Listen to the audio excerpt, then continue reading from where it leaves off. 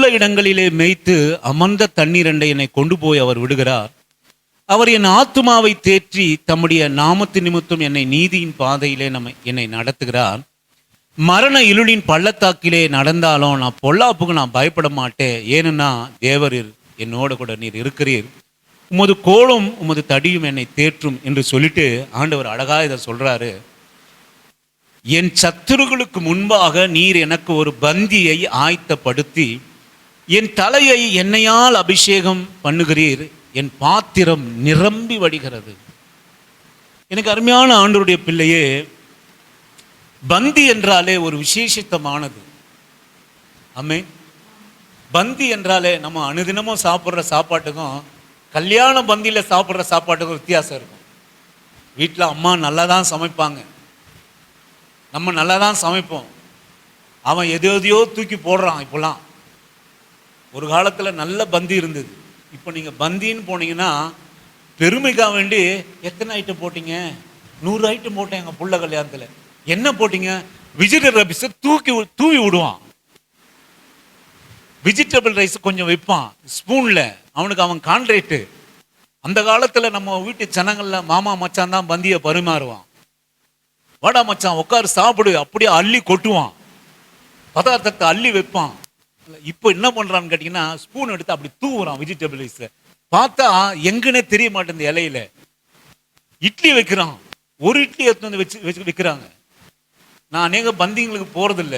இப்போ ரீசெண்டா எங்க தங்கையோட தங்கச்சி பொண்ணுக்கு திருமணம், அதுக்கு போய் தானே ஆகணும், வேற வழி இல்லையே. போனா ஒரு இட்லி வைக்கிறான். பூரி வேணாலும் இத்தினோண்டு வைக்கிறான் ஒரு பூரி. பந்தி என்பது விசேஷம்தான். ஆனாலும் நம்ம ஜனங்க என்ன பண்ணுவாங்க? தாலி கட்டி முடிச்சோடனே எங்க தான் இருப்பாங்க? சில பேர் அங்க முடியிறப்ப காத்தன் வாசல்ல போய் நின்னுக்கிறான், ஓடி போடுறான் படிக்கட்டு ஏறி. நீங்க அப்படி இல்லைன்னு வச்சுங்க, ஓடி போய் பந்தியில சீட்டு பிடிச்சிருவாங்க. ஏன்னா பந்தின்னா ஒரு விசேஷம். ஆனா அந்த உலகத்து மனுஷன்லாம் யாரை பந்திக்கு அழைக்கிறான் அப்படின்னு கேட்டீங்கன்னா, இப்போ நம்ம இந்தியாவோட ஒரு மிகப்பெரிய கோட்டீஸ்வரர் ஒரு திருமணம் நடத்தினாரு. யாரை தான் அந்த பந்திக்கு அழைத்தார் அப்படின்னு கேட்டால், மிகவும் உலகத்தில் இருக்கிற பிரபலமானவர்களையும் ஐஸ்வர்யவான்களும் அதிகாரத்தில் உள்ளவர்களும் பந்திக்கு அழைத்தார். ஆனால் நம்முடைய ஆண்டவர் ஒரு விசேஷித்தமானவர். அவர் சொல்கிறார், நீங்கள் விருந்து பண்ணுகிற போது, பந்தி பண்ணுகிற போது கண்டிப்பா நமக்கு சொல்கிற அறிவுரைன்னா, நீ ஒரு ஐஸ்வர்யவானையும் பிரபலமானவனையும் அவனை கூப்பிட்டா உனக்கு எந்த பிரயோஜனமும் இல்லை. யாரை நீ கூப்பிடணும்னா இல்லாதவர்களை, அற்பமானவர்களை, பிச்சைக்காரர்களையும் அவங்கள கூப்பிட்டு நீ பந்தி, அவன் திரும்பி உனக்கு செய்ய மாட்டான். அந்த பந்தி தான் உனக்கு பலனா இருக்குன்னு ஆண்டவர் சொல்றார். நம்முடைய ஆண்டவருடைய பந்தி விசேஷித்தமானது. நம்மளெல்லாம் ஒரு பந்திக்கு தான் அழைச்சிருக்கிறார் ஆண்டவர். தெரியுங்களா உங்களுக்கு? நீங்களும் நானும் அழைக்கப்பட்டது ஒரு பெரிய பந்தியிலே. சாதாரணமா இந்த பந்தியே நம்மளை சந்தோஷப்படுத்துது. கர்த்தர் கொடுக்கிற பெரிய பந்தி. நம்ம இப்போ ஏதோ ஒன்று சாப்பிட்டு ஏதோ ஒன்று வாழ்ந்துக்கிட்டு இருக்கலாம். ஆண்டவர் உங்களையும் என்னையும் அழைத்தது எதற்காக என்று சொல்லுவோமானால், விலையேற பெற்ற பந்திக்காக. யாரை தான் அழைச்சிருக்கிறாரு? இல்லாதவைகளையும் அற்பமானவைகளையும் இழிவானைகளையும் நம்ம அழைச்சிருக்கிறார். ஆமென், அல்லேலூயா. ஐஸ்வர்யான அழைச்சா யாரை தான் அழைப்பான்? பிரபலமானவர்களை, பெரிய பெரிய ஆளை அழைப்பான். ஆனால் நம்ம ஆண்டவர் பாருங்க, அவருடைய விலையேற பெற்ற பந்திக்கு இல்லாதவர்களையும் இழிவானவர்களையும் அற்பமான என்னையும் உங்களையும் அவருடைய பந்திக்கு அழைத்திருக்கிறார். ஆமென், அல்லேலூயா. ஆமென், ஆமென். ஆண்டவர் இன்னொரு காரியத்தை அவர் சொல்கிறார். அதை எதற்கு முன்பாக அந்த பந்தியை அவர் தருவார் என்று சொல்லுவோமானால், எனக்கு அருமையான கர்த்தருடைய பிள்ளையே, சத்துருவுக்கு முன்பாக ஒரு பந்தியை நமக்காக ஆயத்தம் பண்ணுவாராம். ஆமென், அல்லேலூயா. யாருக்கு முன்பாக? சத்துருவுக்கு முன்பாக. நாம அநேக சமயங்களில் என்ன நினைக்கிறோம்? வாழ்க்கையில நமக்கு தொல்லைகளுக்கு விட்டு அகன்றா போதும் நம்ம நினைப்போம். ஐயோ இந்த வீட்டு வாடகை, ஐயோ பெரிய தொல்லைப்பா இந்த பக்கத்துல, எப்படியாவது இவங்களை விட்டு போயிடணும். ஒரே காலையில இருந்து ஒன்று பிரச்சனை, என்னை அசிங்கமா நடத்துறாங்க, என் குறைவை ரொம்ப ஏளனமா என்னை பார்க்குறாங்க. நம்ம சொந்தக்காரர்களோட மத்தியில கூட பாருங்க, நம்ம ஒரு அழைக்கப்பட்டு இருப்போமா, ஏதோ சித்தி நம்ம சித்தி ஆகி போச்சு, அதை அடைச்சிருவோன்னு உங்களுக்கு நோட்டீஸ் வச்சிருவாங்க. ஆனால் நீங்கள் அந்த பந்திக்கென்று போனீங்கன்னா, அந்த விழாவுக்கென்று போனீங்கன்னா, அவர்கள் உங்களை நடத்துகிற விதம் வித்தியாசமா இருக்கும். ஆமென், அல்லேலூயா. நீங்க எத்தனை பேர் நீங்க அனுபவிச்சுக்கிறீங்க? கூப்பிட்டு தான் ஆகணும், வேற வழி கிடையாது. உங்களை கூப்பிட்டு தான் ஆகணும், அதனால உங்களை கூப்பிட்டுருவாங்க. ஆனா நாம எளிமையானவர்களாக, ஒன்றும் இல்லாதவர்களாக, அற்பமானவர்களாக நாம அந்த பந்தியிலே நாம் கலந்து கொள்கிற போது நம்ம சுத்தமா நம்மளை மதிக்க மாட்டாங்க. ஏதோ ஒரு வார்த்தையை கேட்பாங்க, என்ன சித்தி சாப்பிட்டீங்களா, அக்கா சாப்பிட்டீங்களா அப்படின்னு. உள்ளானது வராது. மனுஷருடைய எண்ணங்கள் ஏக்கங்கள் எல்லாம் ஐஸ்வர்யவானை யாரு, செல்வந்தன் யாரு, அதிகாரி யாரு, எவன் அதிகமா மொய்ய வைப்பான். அப்படி உண்மையை சொல்லுவோனா, எங்கள்கிட்ட என்னுடைய தங்கைக்கியோட பிள்ளைகளுக்கு 2 பேருக்கும் வயசுக்கு அந்த ஃபங்க்ஷனை ஒரே நாளில் வச்சாங்க. நான் ஏதோ அந்த சமயத்தில் இருந்தது ஒன்றும் இல்லை. நாங்கள் மகள் தீர்மானம் பண்ணி சரி ஒரு மகளுக்கு ஒரு ரிங், நாங்கள் எதுவும் பேசலை, கடைசி வரைக்கும் எதுவும் பேசலை. ஒரு பொண்ணுக்கு ஒரு போட்டிருந்த ஒரு ரிங்கை கொடுத்துடலாம், இன்னொரு பொண்ணுக்கு ஒரு கம்மல், நல்ல அழகான கம்மல் பார்த்து வாங்குவேன். அந்த கம்பல் சரி 2 பொட்டை பிள்ளைங்களா இருக்குது, நம்ம எதுவுமே சொல்லாமல் நாங்கள் அதை கொண்டு போயிட்டோம், ஃபங்க்ஷனுக்கு போயிட்டோம். ஆனால் அவர்கள் நடத்த சொந்த தங்கச்சிங்க, கூட பிறந்த தங்கச்சி. அந்த தங்கச்சி கல்யாணம் பண்ணி வச்சது யாரு? அடியன்னா. அந்த தங்கச்சிக்கு சீமந்தம் பண்ணி வச்சது யாரு? அந்த தங்கச்சி பிள்ளைக்கு காலில் தங்கம் போடலனாலும் ஒரு சின்ன ரிங்கு போட்டு காலில் கொலுசு போட்டு வச்சது நான் தான். வயிற்ற கட்டி வாயை கட்டி இதெல்லாம் செஞ்சேன். அதெல்லாம் ஒரு பெரிய. இன்னைக்கு வயசுக்கு ஆய நிற்கிறாங்க. நீ எதை செஞ்சாலும் இன்னைக்கு என்ன செய்யற? கன்னிகாதானமா கல்யாணம், கன்னிகாதானமா கல்யாணம். நான் கல்யாணம் பண்ணது வெறும் 7,400 ரூபாய் செலவு. என் தங்கச்சிக்கு கல்யாணம் பண்ணது 7 லட்சத்துக்கு மேலே நடந்து, அது இன்னும் மேலே நடந்தது. அந்த 7 லட்சம்ன்றதுக்காக சொல்கிறேன். அப்படிலாம் பண்ணி வச்சு திருமணம் பண்ணி வச்சதுன்னு நீங்கள் சொல்லுவீங்க. எங்கள் மனைவி நீங்கள் கேட்டு பாருங்க, அவங்க நடத்தின விதம், அந்த பொண்ணை நாங்கள் எடுத்து வந்திருக்கிறோன்ற தெரிகிற வரைக்கும் நாங்கள் வருஷம்லாம் நான் வைக்க மாட்டோம். நம்ம கிறிஸ்துவ பண்பாடில் வருஷம்லாம் நம்ம வைக்கிற பழக்கம் இல்லை. அவங்க அதெல்லாம் எதிர்பார்த்துருப்பாங்க போல். அப்படி இல்லைனாலும் நான் பணத்தை ஏதோ என்னால் முடிஞ்சதை கொடுத்துருவேன், ஒரு 1000 2,000 ஏதோ ஒன்று கொடுத்துருவேன் இருக்கிறது. ஆனால் அவர்கள் நடத்தின விதம், சொந்த தங்கச்சி தான், பார்க்கல பேசலை எதுவும், நாங்கள் அதை பற்றிலாம் கவலைப்படுறதில்லை. ஆனால் எப்போ இந்த மோதிரத்தையும் காதணியும் கொடுத்த பிறகுதான் வாசல் வரைக்கும் வழி அனுப்பணும். ஆமென், அல்லேலூயா, ஆமென். இதெல்லாம் நான் ஒன்றும் பெருசு இல்லை, இதெல்லாம் நீங்கள் எதிர்பார்த்து காத்திருக்கணும். போலனாலும் கோச்சிப்பாங்க, இன்னும் சித்தி நோட்டீஸ் வச்சுனே ஏன் வரல, எல்லாரும் வந்தாங்க நீங்கள் மட்டும் வரல. ஆனால் அவங்க இருதயத்தில் என்ன இருக்குன்னா, சித்தி வரலன்னா நல்லா இருக்கும். சித்தி என்னப்பா பொட்டு வைக்காம வரும், பூ வைக்காம வரும், அது ஒன்றுமே கிடையாது, ஏதோ அங்கே உட்காரும், இது வரலனாவே பரவாயில்லன்னு இருதயம் சொல்லும். இருந்தாலும் வாய் ஏன் சித்தி வரல அப்படின்னு கேட்பாங்க. இந்த உலகத்தினுடைய பந்திலாம் அப்படித்தான். ஆனால் எனக்கு அருமையான கர்த்தருடைய பிள்ளையே, இல்லாதவைகளும் இழிவானவைகளும் அற்பமானவைகளும் அழைக்கிற பந்தி கர்த்தருடைய பந்தி. ஆமென், அல்லேலூயா. நீங்கள் பாருங்கள், நீங்கள் ஐஸ்வர்யவான்கள் அல்ல, அழகுள்ளவர்கள் அல்ல, ஆஸ்தி உள்ளவர்கள் அல்ல, அந்தஸ்துள்ளவர்கள் அல்ல நம்மெல்லாம். ஆனாலும் கர்த்தர் நம்மை ஒரு பெரிய பந்திக்காக உங்களை என்னை அழைத்திருக்கிறார். அது நமக்கு அந்த பந்தி என்னென்ன அறிவு எனக்கு இருக்காது, உங்களுக்கு இருக்காது. அவ்வளோ பெரிய பெரிய பந்தி விருந்துக்காக நம்மை ஆயத்தப்படுத்தி ஆண்டவர் அழைத்திருக்கிறார். அல்லேலூயா. எத்தனை பேர் சந்தோஷமா இருக்கிறீங்க? அல்லேலூயா, ஆமென். பெரிய பந்திக்காக நம்ம அழைத்திருக்கிறார். சாதாரண பந்தி அல்ல, அற்பமான பந்தி அல்ல, பெரிய விருந்துக்காக நம்மை அழைத்திருக்கிறார். அதற்கு ஆதாரமாக தான் மாதம் அந்த பந்தியில் நம்ம கலந்து கொள்ளுகிறோம் பார்த்தீங்களா. அதுக்கு பூலோகத்திலே பரலோகத்தின் பந்திக்கு ஆதாரமாக, சாயலாக, நிழலாக இங்க ஒரு பந்தியை நமக்கு ஆயத்தப்படுத்தி வைத்திருக்கிறார். அதுதான் நம் மாதந்தோறும் எடுக்கிற கர்த்தருடைய விலையேற பெற்ற சரீரமும் இரத்தத்தினால் ஆன பந்தி. நீங்கள் வாசியுங்கள், எனக்கு அருமையான கர்த்தருடைய பிள்ளைகளே. 1 சாமுவேலின் புஸ்தகம், நான் சரியா ரெண்டு தியானத்தை சொல்லி நான் முடிக்க விரும்புகிறேன். 1 சாமுவேலின் புஸ்தகம் 16வது அதிகாரம் 1ஆம் வசனத்தை வாசிக்கும்படியாக உங்களை அன்பான அழைக்கிறேன். கர்த்தர் சாமுவேலை நோக்கி, கர்த்தர் சாமுவேலை நோக்கி, இஸ்ரவேலின் மேல் ராஜாவாய் இராதபடிக்கு இஸ்ரவேலின் மேல் ராஜாவாய் இராதபடிக்கு நான் புறக்கணித்து தள்ளின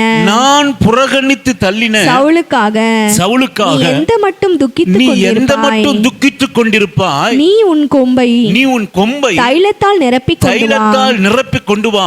பெத்லெகேமின் ஆகிய ஈசாயின் இடத்துக்கு உன்னை அனுப்புவேன்.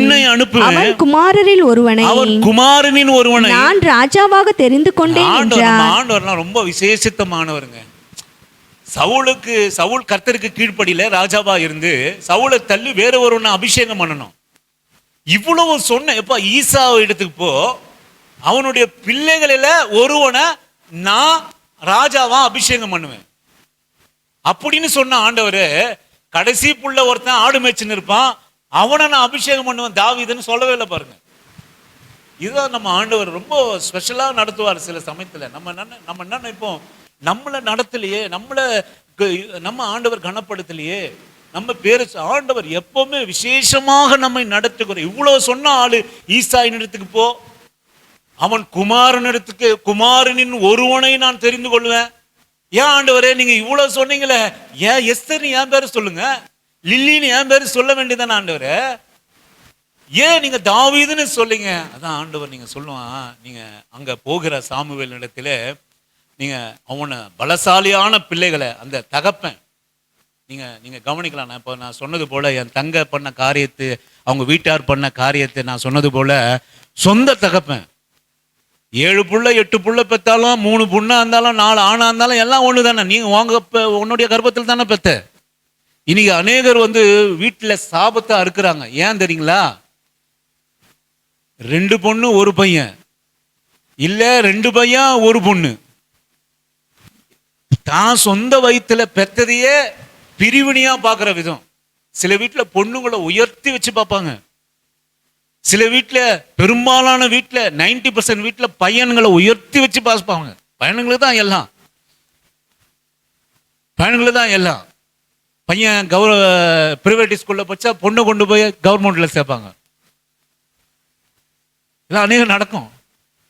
இப்படி நீங்க கவனிக்கலாம். அவங்களுக்கு ஒரு வித்தியாசத்தை காட்டுவாங்க. ஆண்டவர் சொல்றாரு, பெரிய பெரிய ஆளெல்லாம் கொண்டு வந்து முன்பாக எல்லாம் படை வீரனுங்க. முதலாவது புள்ள ஈசாயினுடைய மகன் பெரிய படவில இவனா பாருங்க ஆண்டவர். அவருடைய ஈசாய் தகப்பன் கூப்பிடுறாரு, எலியா வாப்பா, இவன் தான் இருக்கும். ஏன்னா இவன் ஏற்கனவே பராக்கிரமசாலி. அவனுடைய மூத்த மகன் ஈசாய், நீங்க அது பாருங்க சாமி, இவன் சரீரத்தை பார்க்கணும். இங்க பாருங்க, அங்க சமாதானத்தின் பலியிட நீங்க வந்தபோது எலியாப்பை பார்த்த உடனே கர்த்தரால் அபிஷேகம் பண்ணப்படுவன் இவனதானா இருக்கும் என்றான். அத்தனை பலசாலி, அத்தனை பராக்கிரமசாலி, ஏற்கனவே போர் வீரன்.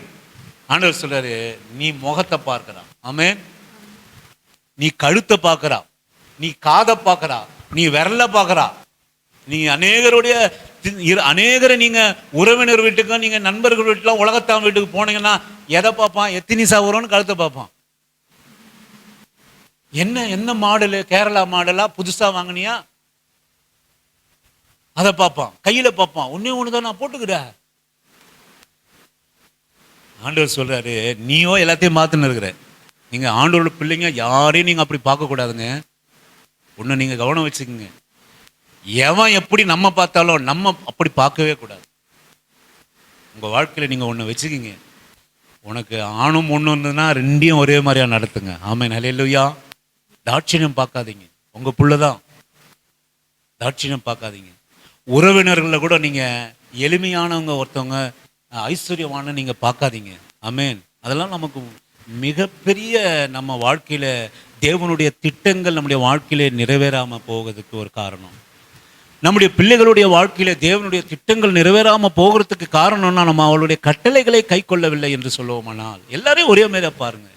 நம்ம இவங்களுக்கு கொடுக்கிற கணத்தை அவங்களுக்கும் கொடுக்கணும். கனமுள்ள மற்றவர்கள் கொடுக்கிற கணத்தை பத்தி நீங்க ஒரு நாள் வேதனைப்படாதீங்க. ஆண்டவர் பிள்ளைகள் ஒன்றை நீங்க தீர்க்க தரிசனமா சொல்லுங்க. நான் சொல்லுவேன், பரிசுத்த ஆவியினுடைய அபிஷேகம் அப்படின்னா ஏதோ கொட்டு அடிக்கிற சொல்லி அல்லேலூயா ஆமா அப்ப அது இல்ல. பரிசுத்த ஆவியினுடைய அபிஷேகம் அது இல்ல பரிசுத்தனுடைய ஆவியினுடைய அபிஷேகம். உன்னை யாருன்னா தாழ்மையா பார்க்கிற போது உன் மனம் நோகாம சந்தோஷமா, அவங்க அப்படித்தான்பா, நான் கர்த்தருடைய பிள்ளை, யார் பார்வையில நான் குறைவா இருந்தாலும் என் ஆண்டவருடைய பார்வையில அந்த எண்ணம் தான் பரிசுத்த ஆவியினுடைய அபிஷேகம். ஆமென். அந்த எண்ணம் தான். அவங்க அப்படி சொல்லிட்டாங்கன்னு மூக்க உறிஞ்சுக்கின்னு, அக்கா அது இப்படி சொல்லிடுச்சு, ஆக்கும் என்னப்பா சொல்லிச்சு, இது இப்படி சொல்லிடுச்சு, என்ன அசிங்கமா நடச்சு, என்ன மதிக்கவே இல்லை. யாரும் உங்களை மதிக்க தேவையில்லை. மதிப்பை எதிர்பார்க்காதீங்க. எல்லா மதிப்பு வேஷம்தான். நான் சொல்லுவேன், இயேசுவின் நாமத்தினால எல்லா மதிப்பு வேஷம்தான். ஆண்டவர் நம்மை மதிக்கிறார். ஆண்டவர் பார்வையில் நம்ம கனமுள்ளவர்களா இருக்கிறோமா, அது போதுங்க. யார் மதித்தாலும் யார் மதிக்கலனாலும் நீங்க கவலையே படாதுங்க. பரிசுத்த ஆவியினுடைய அபிஷேகத்தினுடைய ஒரு அடையாளம் என்ன அப்படின்னு கேட்டீங்கன்னா, யாருடைய மதிப்பு, யாருடைய புகழும், யாருடைய பெருமையும் நீ அசட்ட, நீ அதெல்லாம் வந்தா ஓகே, வரலாம் ஓகே, நீ விசாரிக்கிறியா ஓகே, நீ விசாரிக்கலையா ஸ்தோத்திரம், ஆமென் அல்லேலூயா. விசாரிக்கிறியா கர்த்தாவே ஸ்தோத்திரம் ஐயா, விசாரிக்கலையா ஆண்டவரே ஸ்தோத்திரம் ஆண்டவரே. இதுதான் ஆண்டவருடைய பிள்ளைகளுடைய அபிஷேகத்தின் ஒரு அடையாளம். ஆமென். ரெண்டாவது அபினதாப் வரான், மூணாவது சம்பா வரான். இவர்கள் யார்? 3 பிள்ளைகள் யார் என்று கேட்டா பராக்கிரமசாலிகள். சவுல் சாமுவேல் நினைக்கிறான், ஐயோ இவன் தான்ப்பா ராஜாவாக்கணும், ஆண்டவர் அமிச்சிட்டாரு, இவன் தான் எப்படி இருக்கிறான் போர் வீரர். 7 பிள்ளைங்களை கொண்டு வந்து காட்டுறாங்க. 8வது பிள்ளைய காட்டல, அவன் எங்கேயோ ஆடு மேய்க்க அமிச்சிட்டாங்க தாவீது. அவன் சொல்லுவான், சாமுவேல் கேட்கிறாரு, வேறு ஏதாவது பிள்ளை இருக்கா அப்படின்னு கேட்க சொல்லதான் தகப்பனுக்கு ஞாபகம் வருது. ஆமா ஆமாப்பா, ஒருத்தன் இருக்கிறான் உருப்படாதவன், ஆடு மேய்ச்சிட்டு இருக்கிறான். ஞாபகமே இல்லை பத்தி அந்த புள்ளைய பத்தி, மறந்து போயிட்டோம்பா. 8வது ஒரு புள்ள இருக்குதுன்றதே மறந்து போயிட்டேன் நான். சாமுவேல் சொல்றாரு, நீங்க கவனிங்க, 11வது வசனத்தை வாசிங்க. உன் பிள்ளைகள் இவ்வளவுதானா என்று ஈசாயை கேட்டான். அதற்கு அவன், இன்னும் எல்லோருக்கும் இளையவன் ஒருவன் இருக்கிறான், அவன் ஆடுகளை மேய்த்துக் கொண்டிருக்கிறான். அப்போது சாமுவேல் ஈசாயை நோக்கி ஆள் அனுப்பி அவனை அழைப்பி, அவன் இங்கே வருமட்டும், நான் பந்தி இருக்க மாட்டேன், நான் பந்தி இருக்க மாட்டேன். இது கர்த்தர் கொடுத்த விசேஷமான பந்தி. நான் பந்தி இருக்க மாட்டேன், நீ எனக்காக பந்தி ஆயத்தம் பண்ணி வைத்திருக்கிறா. கர்த்தர் விரும்புகிற பந்தி இது இல்ல. எலியாபா, அபினதாபா, சம்பாவா மிகப்பெரிய போர் வீரர்களா? இல்ல இல்ல, அந்த புள்ளைய கூட்டிட்டு வந்து ஏன் முன்னாடி நிறுத்து, அப்பதான் அது கர்த்தருடைய பந்தியாக மாறும். நீ எதை தாழ்மையா நினைச்சிட்டு இருக்கிறியோ, எதை ஒதுக்கி வச்சிருக்கிறியோ, எதை உருப்படாத நினைச்சிட்டு இருக்கிறியோ, அது வந்த உடனே தான் கர்த்தருடைய பந்தி பூர்த்தியாகும் என்று சொல்லி அவனை அழைத்து அனுப்பி, அடுத்த வசனம், ஆள் அனுப்பி அவனை அழைத்தான். அவன் சிவந்த மேனியும் அழகிய கண்களும் நல்ல ரூபமுள்ளவனாய் இருந்தான். அப்போது கர்த்தர் இவன்தான், நீ எழுந்து இவனை அபிஷேகம் பண்ணு என்றான். இது வரைக்கும் தகப்பன் பார்க்காத பார்வை, இதுவரைக்கும் சகோதரர்கள் பார்க்காத பார்வை, இதுவரைக்கும் தாய் தாவீதை பார்க்காத பார்வை, இதுவரைக்கும் சுற்றத்தார் யாருமே பார்க்காத பார்வை.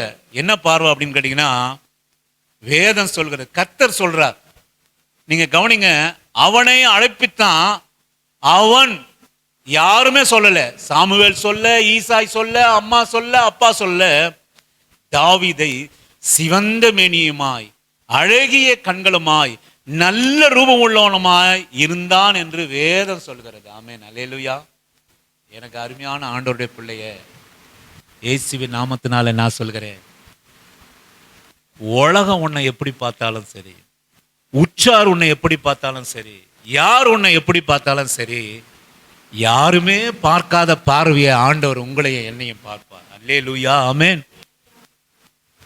நீங்களாம் ஆண்டவருடைய பார்வையில எதனால நீங்க நினைக்காதீங்க, நான் அடுத்த வேலைக்கு சாப்பாடு இல்லை, எனக்கு ஒரு குடிசை இல்லை, தங்கறது எனக்கு கஷ்டம், கண்ணீர்னு நீங்க நினைக்காதீங்க. ஏதோ ஒரு விசேஷமானதை பார்த்து தான் உங்களை என்னை ஆண்டவர் அழைச்சிருக்கிறார். ஆமென் அல்லேலூயா. ஆமென். உங்களை என்ன அழைச்சது சும்மா இல்லைங்க. இந்த இயேசுவிக்கிட்ட நீங்களும் நானும் வந்தது சும்மா இல்லைங்க.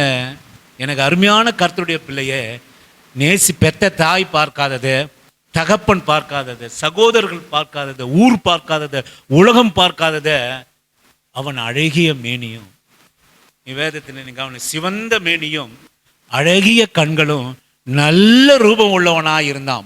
முதல் ஆண்டவர் அவனை வர்ணிக்கிறார். ஐயா இவ்வளவு இருக்குப்பா, இவ்வளவு இருக்கு.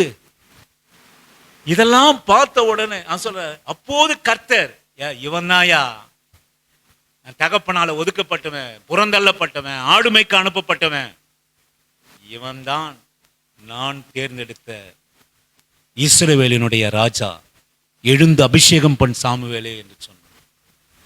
எனக்கு அருமையான கர்த்தருடைய பிள்ளையே, யாரும் பார்க்காத ஒரு குணத்தை, ஒரு விசேஷித்தத்தை, நீங்க சில சமயத்துல நம்மளுடைய காரியத்தை நம்மளால கூட நம்ப முடியாதுங்க. நம்மளுடைய திறமைய, நமக்கு இருக்கிற நல்ல நல்ல குணங்களை, நமக்கு இருக்கிற நல்ல பர்சனாலிட்டிய, நமக்கு இருக்கிற காரியங்களை நம்ம சில வேளையில நம்ம தாழ்மை உள்ளவர்களாம் நம்ம நினைச்சுப்போம். ஆனா ஆண்டவர் மனுஷன் பார்க்கிறோம் பார்த்து உங்களை என்னையும் அழைக்கல. ஆமென், அல்லேலூயா. அவர் நம்மை பந்திக்கு அழைத்தது விசேஷித்த பார்வையால். நான் இருதயத்தை பார்க்கிறேன். ஆமென், அல்லேலூயா. இருதயத்தை பார்க்கிறேன். எனக்கு அருமையான கர்த்தருடைய பிள்ளையே, இயேசுவின் நாமத்தினால நான் சொல்கிறேன், இங்க அமர்ந்திருக்கிற ஆண்டவருடைய பிள்ளையா இருக்கிற உங்களுக்கு எனக்கும் ஒரு விசேஷித்த இருதயத்தை கர்த்தர் பார்த்திருக்கிறார். ஆமென், அல்லேலூயா. ஆமென், ஆமென். நான் வசதி இல்லாதவனா இருக்கலாம், நான் அழகு இல்லாதவனா இருக்கலாம், நான் அநேகரால போற்றப்படுவனா, பொண்ணும் பொருளும் எனக்கு இல்லாம இருக்கலாம். ஆனா மனுஷன் பிரகாரமா என்னை பார்த்திருந்தா என்னை கர்த்தர் அழைச்சிருக்க மாட்டாரு. அவர் ஒரு விசேஷித்த பார்வையை என் மேலும் உங்கள் மேலும் வச்சு இன்னைக்கு அவரை பந்திக்கு ஆயத்தப்படுத்தி, அவருடைய பந்திக்கு உங்களையும் என்னையும் ஆயத்தப்படுத்தி அவருடைய சமூகத்திலே தேவனுடைய பிள்ளையாய் நம்மை அழைத்து வந்திருக்கிறார். ஆமென், அல்லேலூயா. ஆமென். அவருடைய பார்வையிலே நீங்களும் நானும் விசேஷித்தவர்களாக இருக்கிறோம். இன்னொரு காரியம், 2 சாமுவேலினுடைய புஸ்தகம் 9வது அதிகாரம் 7வது வசனத்தை வாசிக்கும்படியாக உங்களை அன்பான அழைக்கிறேன். 2 சாமுவேலின் புஸ்தகம் 9வது அதிகாரம் 7ஆம் வசனத்தை. தாவீது அவனை பார்த்து, நீ பயப்படாதே, உன் தகப்பனாகிய யோனத்தான் நிமித்தம் நான் நிச்சயமாய் உனக்கு தயவு செய்து உன் தகப்பனாகிய சவுலின் நிலங்களை எல்லாம் திரும்ப கொடுப்பேன், உனக்கு திரும்ப கொடுப்பேன். நீ என் பந்தியில் அப்பம் புசிப்பாய். நீ என் பந்தியில 2 சாமுவேலின் புஸ்தகம் 9வது அதிகாரம் 7ஆம் வசனம். நீ என் பந்தியில் நித்தமா அப்பம் புசிப்பா. இது யார்? இந்த தாவீது ராஜா. சவுல் தாவீதை துரத்தி துரத்தி துரத்தி அவன் கர்த்தரால் இட்ட நேரத்தில் அவன் மரித்த போது எல்லா சத்துருக்களையும் அழிக்கப்பட்டார்கள். ஆனாலும்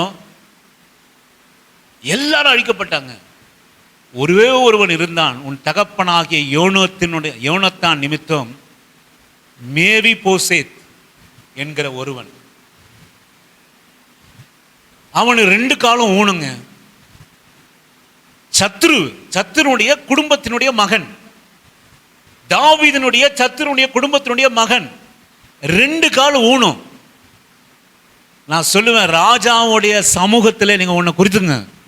ராஜாவுடைய சமூகத்தில் இந்த பாபிலோன் தேசத்தில் எல்லாரையும் அழிச்சு போட்டாங்க.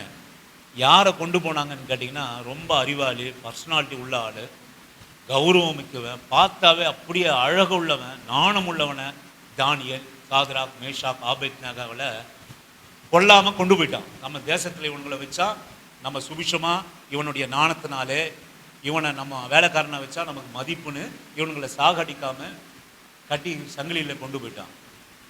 எனக்கு அருமையான ஆண்டவருடைய பிள்ளையே, தாவீதினுடைய பந்தி ஆண்டவருடைய பந்தி. நான் சொல்றான், எதிரி தான். யோனத்தான் நிமித்தம் மேவி போசேத் என்பவன் 2 காலம் ஊனமுடையவனா இருந்தான். நான் சொல்லுவேன், ராஜா வந்து ஒன்று காரியம் நீங்கள் புரிந்துக்கணும். எந்த ஒரு ஊனமானவர்களும், ஒரு கவர்மெண்ட் சர்வெண்ட் எப்படி எடுக்கிறாங்க தெரியுங்களா? சாதாரண ஒரு ஆஃபீஸருக்கு காப்பி வாங்கி கொடுக்குறவங்களை எப்படி எடுக்கிறாங்க தெரியுங்களா உங்களுக்கு? அறிவாளியாக இருக்கணும். கேரக்டர் நீங்கள் அவங்க செலக்ட் பண்ணிட்டாங்களா, உங்கள் கேரக்டர் எப்படின்னு சொல்லிட்டு லோக்கல் போலீஸ் ஸ்டேஷனுக்கு லெட்டர் எழுதுவாங்க. இவன் மேலே எதனா கேஸ் இருக்கா, இவன் நல்லவனா, இவன் மேலே எதனா எஃப்ஐஆர் ஆயிருக்கா, இவன் எதனா தப்பு பண்ணியிருக்கிறானா உங்கள் பகுதியில் அப்படின்னு செலக்ட் ஆனாலும் எத்தனையோ செலக்ட் பண்ணுவாங்க. படிப்பு இருக்கா, எப்படி இருக்குது, கேரக்டர் எப்படி இருக்குது, இவைகளெல்லாம் பண்ணாலும் அந்த சாதாரண ஆஃபீஸருக்கு காப்பி கொடுக்குற அரசாங்க வேலைக்கு 3 எல்லாம் செலெக்ஷன் ஆன பிறகு 3 டெஸ்ட் கொடுப்பாங்க. ஒன்று, நீதிபதி கிட்ட போயிட்டு நல்ல கேரக்டர் சர்டிஃபிகேட்டை வாங்கிட்டு வரணும். ஆமென். 2வது, மருத்துவர்கிட்ட போயிட்டு நல்லா ஃபிட்டாக தான் இருக்கிறான்னு டாக்டர் சர்டிஃபிகேட்டை வாங்கிட்டு வரணும். 3வது, லோக்கல் போலீஸ் ஸ்டேஷனில் போயிட்டு இவன் பேரில் எஃப்ஐஆர் எதுவுமே இல்லை, இவன் கேடி இல்லையா, இவன் நல்லவன் தானா அப்படின்னு ஒரு சர்டிஃபிகேட் வாங்கணும். இது எப்போ பரீட்சை எழுதிட்ட, பாஸ் பண்ணிட்டு, எல்லாம் முடிச்சிட்ட. இந்த 3ம் உனக்கு கொடுக்கப்பட்டாதான் உன்னை பர்மனெண்ட்டே பண்ணுவாங்க. என்ன வேலைக்கு? ஆஃபீஸர் டேபிளை துடைக்கிறதுக்கு, ஆஃபீஸருக்கு காப்பி வாங்கி வைக்கிறது. ஆனால் ஆண்டவர், நான் சொல்லுவேன், இயேசுவின் நாமத்தினாலே தாவீதுனுடைய பந்தி கர்த்தருடைய பந்தி. 2 காலம் இல்லாத சவுல், சுத்த தன்னுடைய மொத்த எதிரி சவுல், சவுலினுடைய குமாரனாகிய யோனத்தானுடைய மகனாகிய மேவிபோசேத் சொல்றான், தாவீது நீ என் பந்தியில் நித்தமா அப்பம் புசிப்பாய். ஆமென். இஸ்ரவேல் ராஜ்யம் முழுவதையும் ஆண்ட தாவீது தான் பக்கத்தில் உட்கார வச்சது ஒரு ஊனமுற்றவனை, ஒரு தாழ்மையானவனை, ஒரு எதிரினுடைய மகனை, கொல்லப்படவனை, யோனத்தானுடைய அன்பின் நிமித்தம். ஆமென். சவுல் எதிரியா இருக்கலாம், யோனத்தானும் தாவீதும் அவ்வளவு அன்பு. ஸ்திரீகளினுடைய சிநேகத்தை விட யோனத்தானுடைய சிநேகமும் தாவீதினுடைய சிநேகமும் அவ்வளவு பெரிதானது. அவன் கேட்கிறான், ராஜாவா ஆனவனை கேட்கிறான், சவுலோட குடும்பம்லாம் அழிந்து போனாலும் யோனத்தானுடைய குடும்பத்திலே யாராவது இருக்கிறாங்களா? அப்போ ராஜ்யத்தில் இருக்கிறவங்க சொல்றாங்க, 2 காலம் விளங்காத மேவிபோசேத் என்கிற ஒருவன் இருக்கிறான், அழைத்து வாங்க. அவன் கால் இல்லாதவன், ஊன, சவுலுடைய பேரன், அழைத்து வா அவனை. என் பந்தியிலே நித்தமும் அப்பம் புசிப்பான்.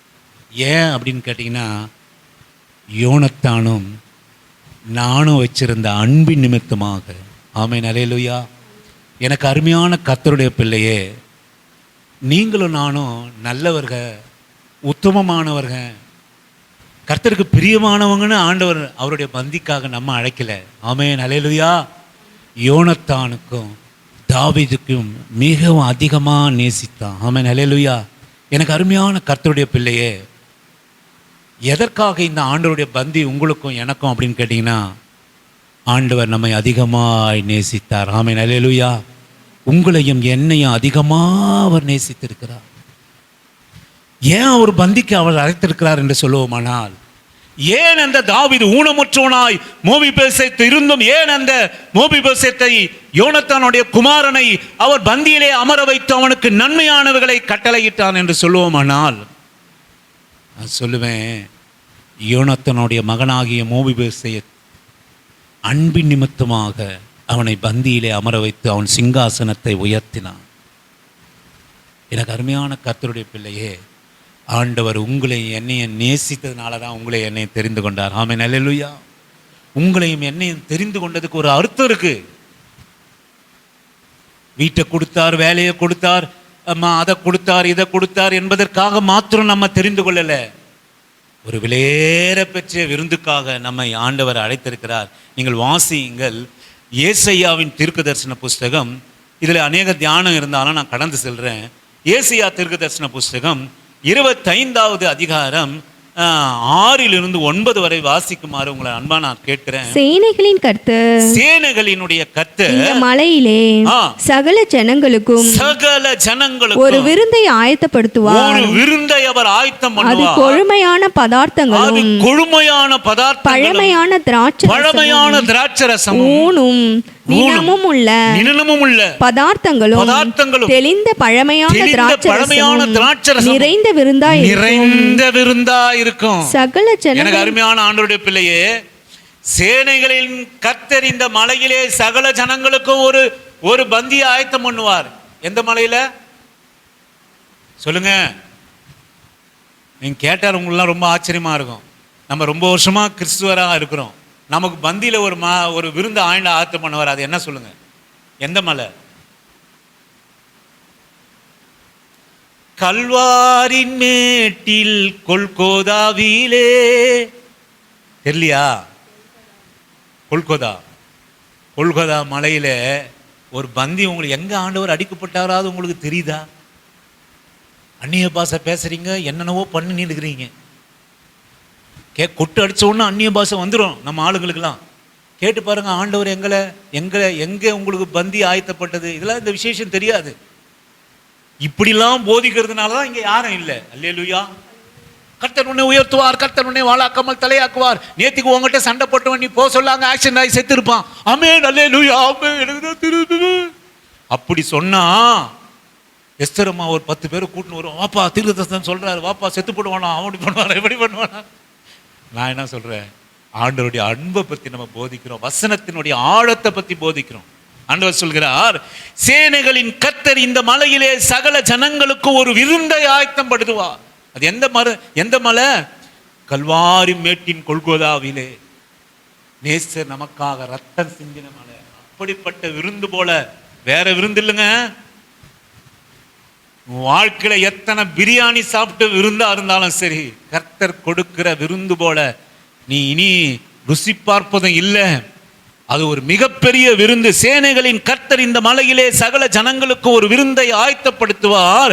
அது கொழுமையான பதார்த்தங்களும், பழமையான திராட்சரசமும், ஊனும் நினமுள்ள பதார்த்தங்களும், தெளிந்த பழமையான திராட்சரசமும் நிறைந்த விருந்தா இருக்கும். அந்த பந்தி எப்படி இருக்கும்? கொழுமையானதும் நினதம் உள்ளதும் ஊனம் ஒன்றும் குறைய இருக்காது. ஒன்றும் குறைய இருக்காது. எல்லாவற்றையும் நீ சாப்பிடுகிறதா இருக்கும். இந்த ஐஸ்வர்யாவனுடைய கல்யாணத்தில், அந்த முகேஷ் அம்பானியோட பிள்ளையோட கல்யாணத்தில் 5000 கோடி செலவு பண்ணாங்களாம். அதில் விசேஷமாக ஒரு பந்தியை காட்டினாங்க. பெரிய தட்டு, அது வெள்ளியா பொண்ணான்னு தெரியல. அவன் வந்தவங்களுக்கு 2 கோடி ரூபாய் வாட்ச் கொடுத்தாராம். பெரிய வெள்ளித்தட்டு. அது விசேஷமாக யாரோ பிடிச்சி போட்டிருக்காங்க. பலவிதமான ஸ்வீட் எடுத்துட்டு வராங்க. அப்படியே லைனா வந்துட்டு இருக்கிறாங்க. இங்க உட்கார்ந்து இருக்கிற மதிப்பு மிக்க செல்வக்கு மிக்க ஐஸ்வர்யவானுங்க எல்லாரும் அதை விசேஷமா படம் முடிச்சு போட்டிருக்காங்க.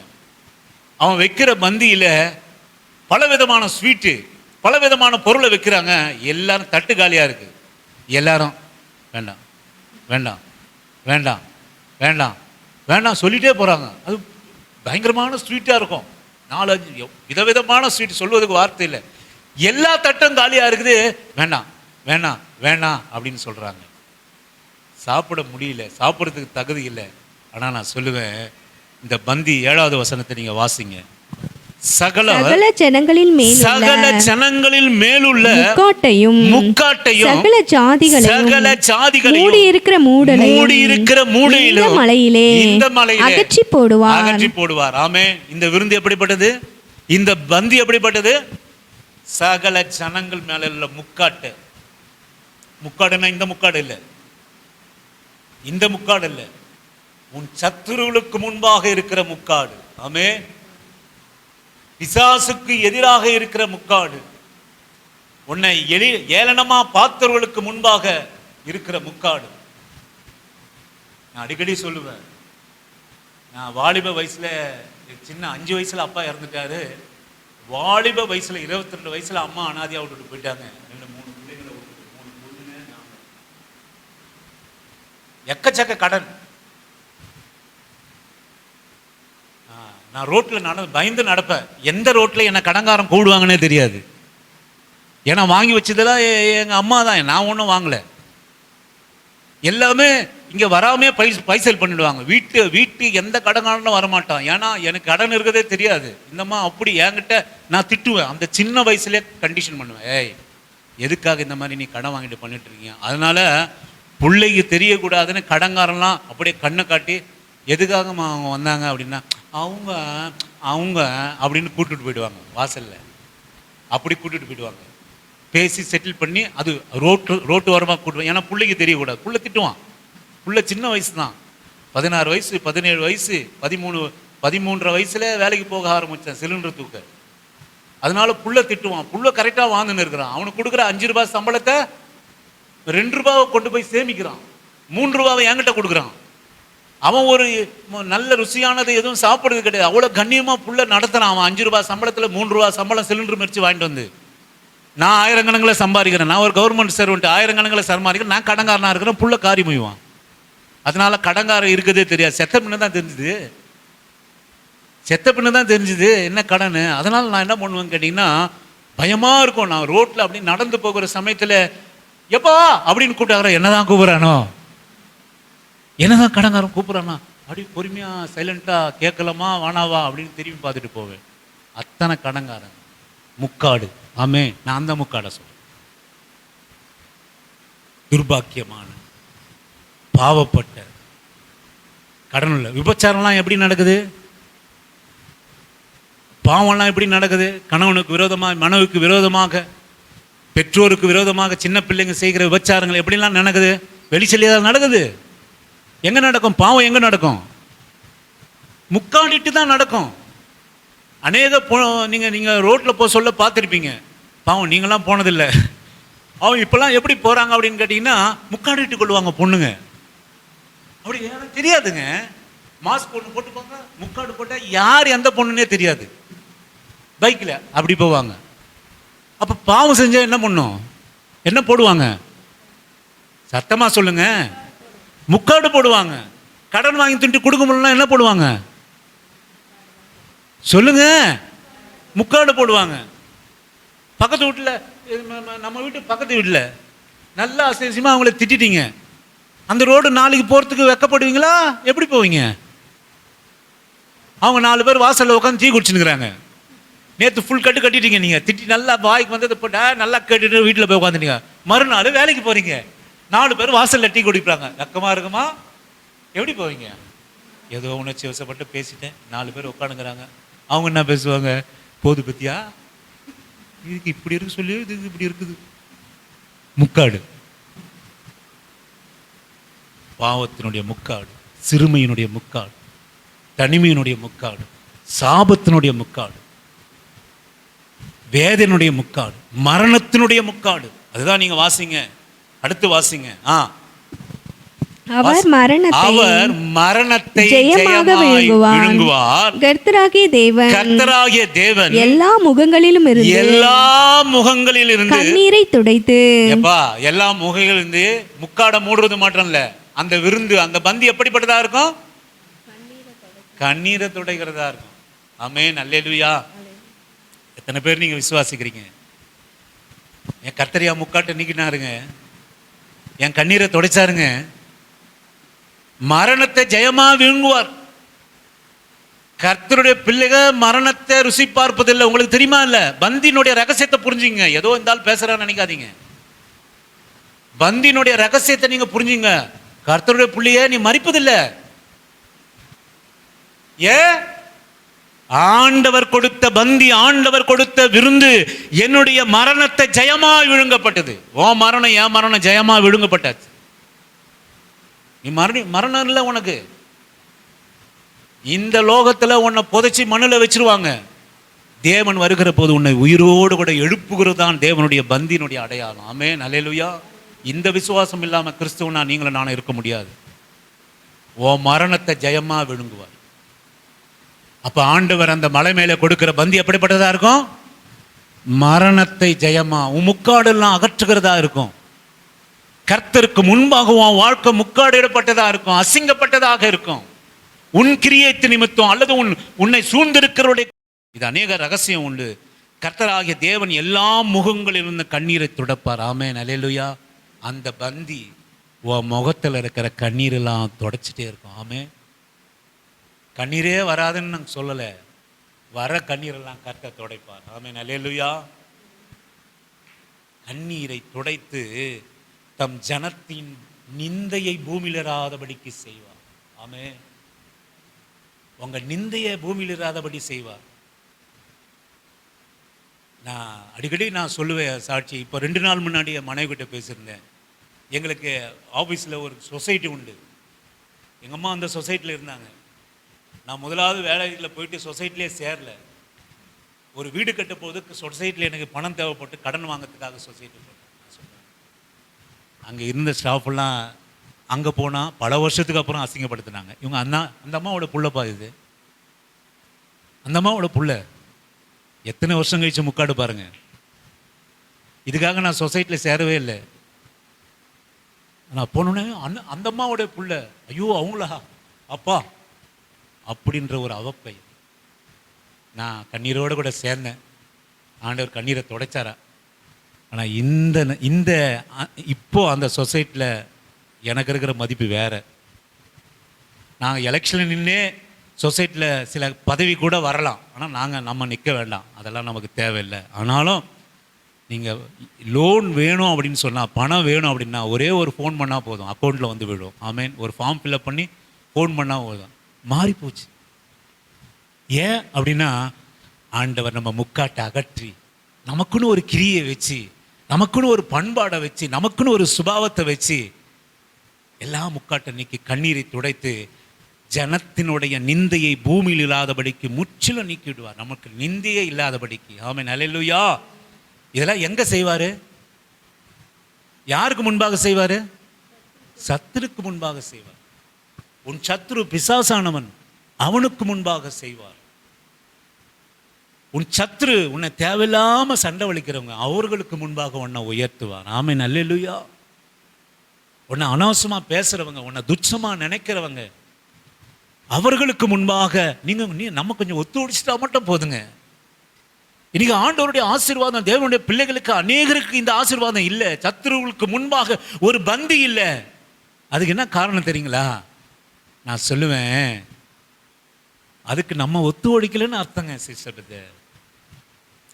ஆண்டவர் என் மரணத்தை ஜெயமா விழுங்கிறதுக்கோ என்ன ஒரு விருந்துக்கு அழைத்து என் கண்ணீரை துடைச்சி என் முக்காட்டை அகற்றி அவர் எல்லா நிந்தையும் என் வாழ்க்கையில இராதபடி நீக்குவதற்கான ஒத்தாசை என்கிட்ட இல்லை, என் குடும்பத்தில் இல்லை. அநேகருடைய வாழ்க்கை அதுதான்.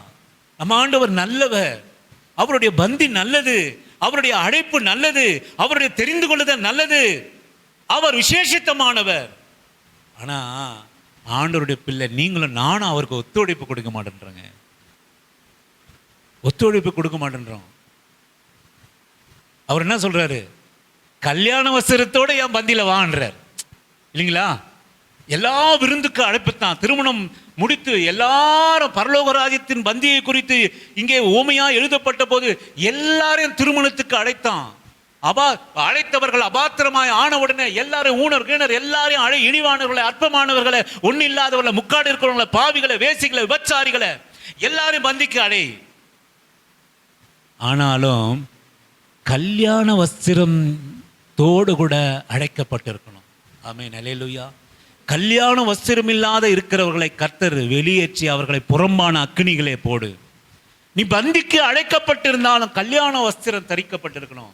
அந்த கல்யாண வஸ்திரம் என்ன அப்படின்னு கேட்டிங்கன்னா, கர்த்தருடைய கட்டளைகளுக்கு ஒத்துழைப்பது, அவருடைய ஆசீர்வாதத்துக்கு, அவருடைய பந்திக்கு நம்ம ஒத்துழைப்பு கொடுக்கணும் சிஸ்டர், பிரதர். நம்ம கட்டளைக்கு கீழ்ப்படிஞ்சு நாம அவருடைய கிரியைகளுக்கு நம்மை அர்ப்பணிக்கிற போது கர்த்தர் இவைகளை எல்லாம் நம்முடைய சத்துருக்களுக்கு முன்பாக அவர் செய்ய வல்லவராக இருக்கிறார். ஆமென், அல்லேலூயா. நீங்க மறந்து விடாதீங்க. இன்னைக்கு அநேகர் நாம் அதை பெற்றுக்கொள்வதில்லை.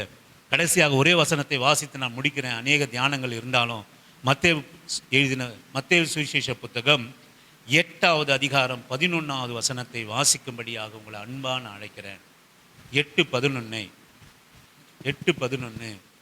அநேகர் கிழக்கிலும் அநேகர் மேற்கிலும் இருந்து வந்து கிழக்கிலும் மேற்கிலும் இருந்து வந்து பரலோகத்தில் ஆபிரகாம் ஈசாக்கு யாக்கோபு என்பவர்களோடு பந்தி இருப்பார்கள்.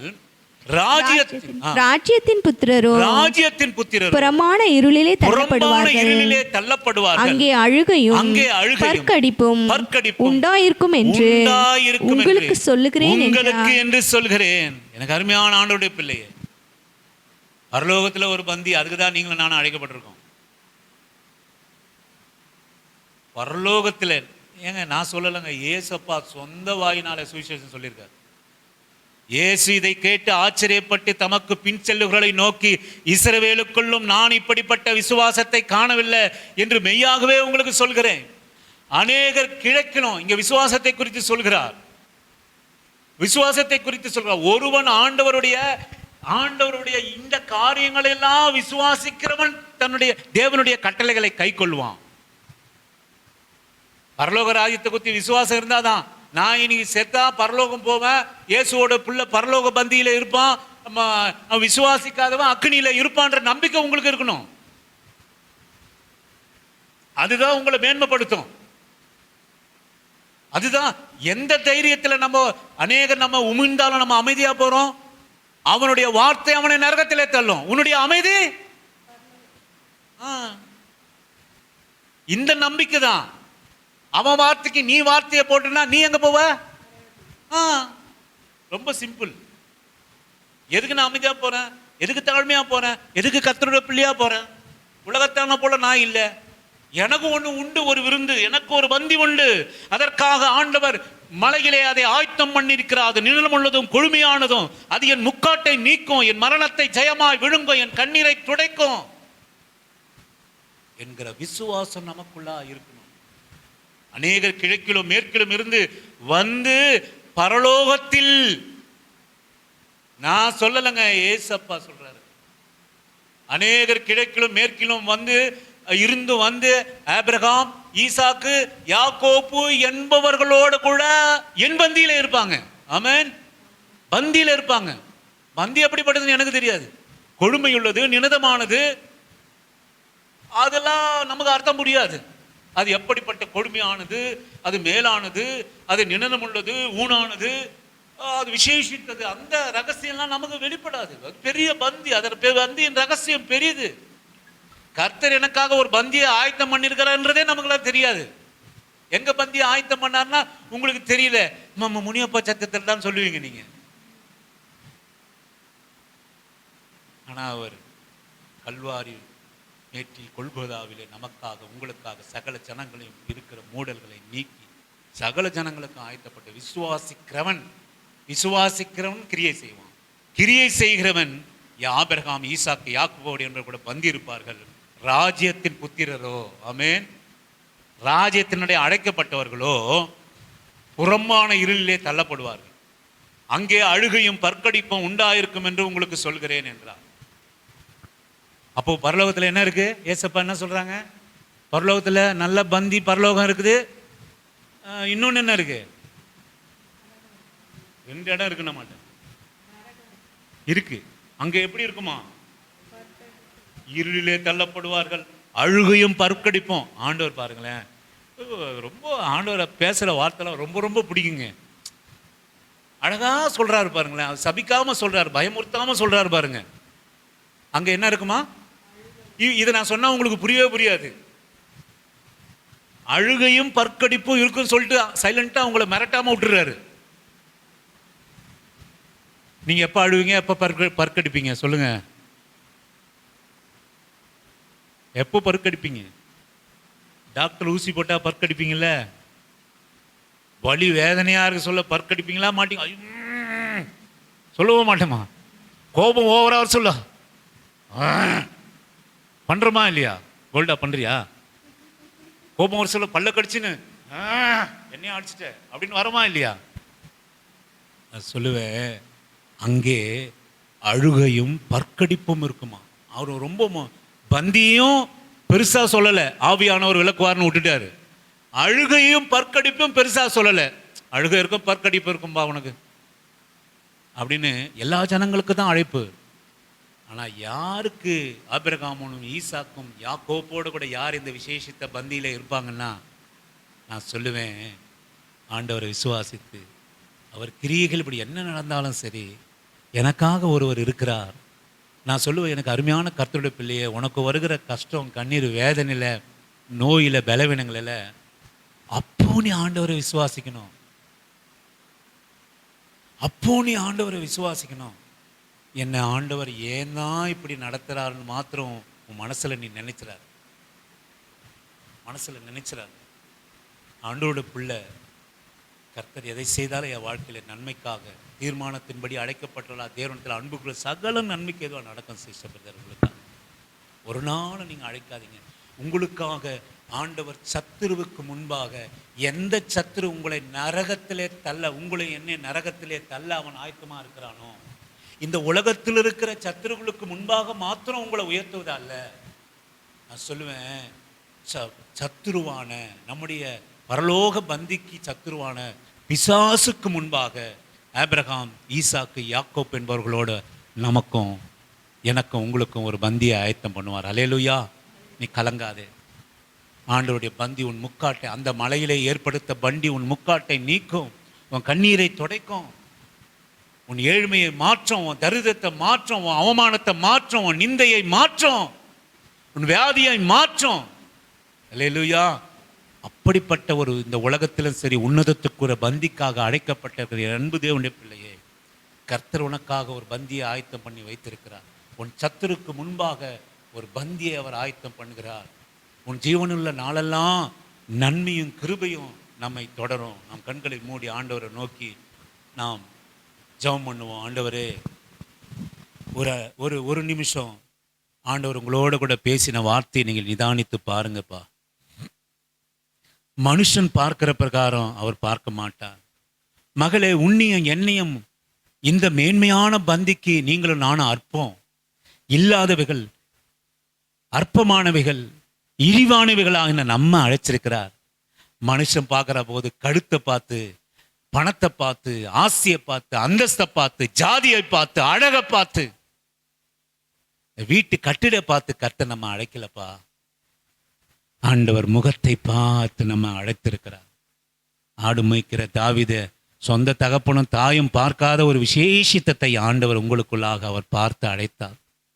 தள்ளப்பட்ட மேவிபோசேத், மரணத்துக்கு ஏதுவான மேவிபோசேத்தை ராஜா அவனுடைய பந்தியிலே அமர வைத்த ஒரு அற்புதம். எனக்கு அருமையான தேவனை ஜனமே, இந்த மலையிலே, கல்வாரி மலையிலே உங்களுக்கும் எனக்காக ஆண்டவருடைய பிள்ளைகளுக்காக ஏற்படுத்தப்பட்ட மிகவும் கொழுமையுள்ள பதார்த்தங்களுள்ள நின்னமும் கொழுப்பும் நிறைந்த திராட்சரசத்தினாலே நம்மை நிரப்புகிற ஒரு பந்தி. அல்லேலூயா. நான் சொல்ல, அதற்காக நாம் அழைக்கப்பட்டிருக்கிறோம். அன்பு பிள்ளையே, அதற்காக நான் அழைக்கப்பட்டிருக்கிறேன். நீ கலங்காதே, நீ பயப்படாதே. உன் முக்காடு நீக்கப்படும், உன் மரணம் ஜெயமாக விழுங்கப்படும். அநேகருக்கு முன்பாக நீ முக்காடிட்டு கொண்டிருக்கிறாயா?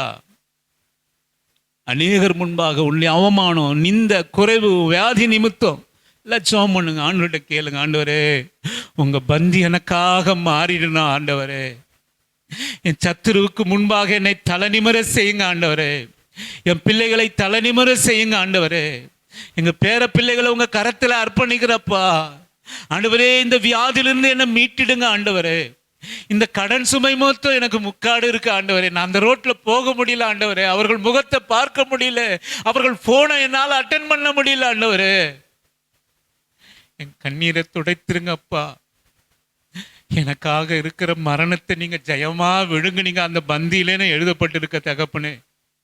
என் கடன் சுமையை, என் வியாதி போராட்டத்தை, என் அவமானத்தை, என் நிந்தையை, என் வறுமையின் அப்பா, நான் என் குடும்பத்தில் நல்லவங்களா இருக்கிறேன். ஆனாலும் எனக்கு இருக்கிற சுமை, நான் நல்லா வாழணும்னு நினைக்கிறேன். ஆனால் என் குடும்பத்தில் யாரும் எனக்காக ஒத்துழைக்க மாட்டேன்றாங்க. நான் சொல்லுவேன், உன் கண்ணீரை கட்ட துடைக்க வல்லவர், உன் மரணத்தை ஜெயமா விழுங்க வல்லவர்.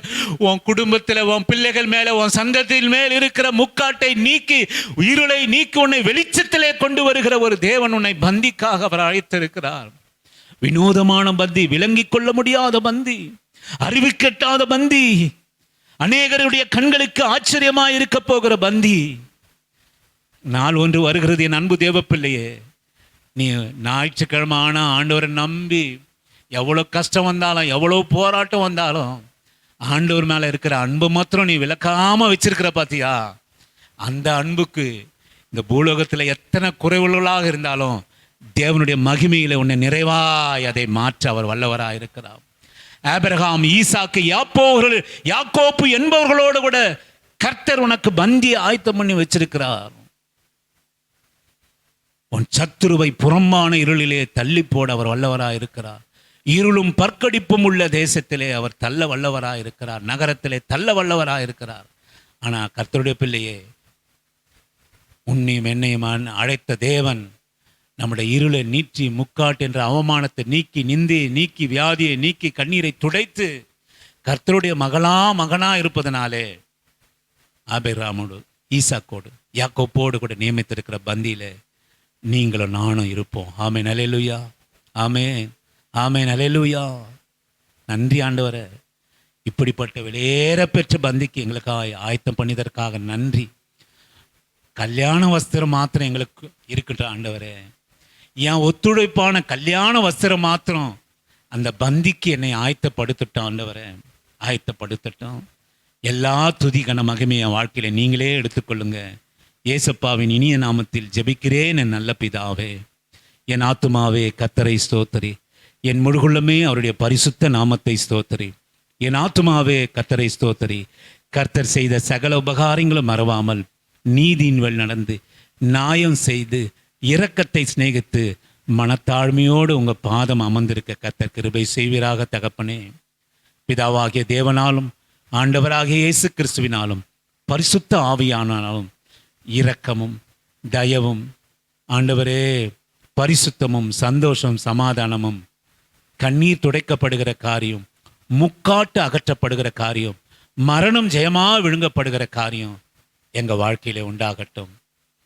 Thank you Jesus. நன்றி ஆண்டவரே, நன்றி அப்பா, நன்றி. இயேசுவின் நாமத்தில் பிதாவே, ஆமென்.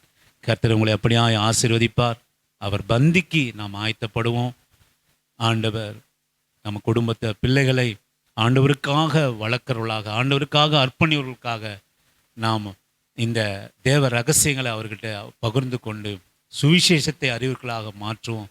இந்த சபையிலே நம்மோடு கூட சேர்ந்து ஆராதிக்க, ஆண்டவருடைய வசனத்தை கேட்க, கீழ்ப்படிய, கர்த்தருடைய பந்திக்கு ஆயத்தப்படுத்த ஒரு ஜன கூட்டம் உண்டாகும்படியாக தொடர்ந்து ஜெபம் பண்ணுங்க.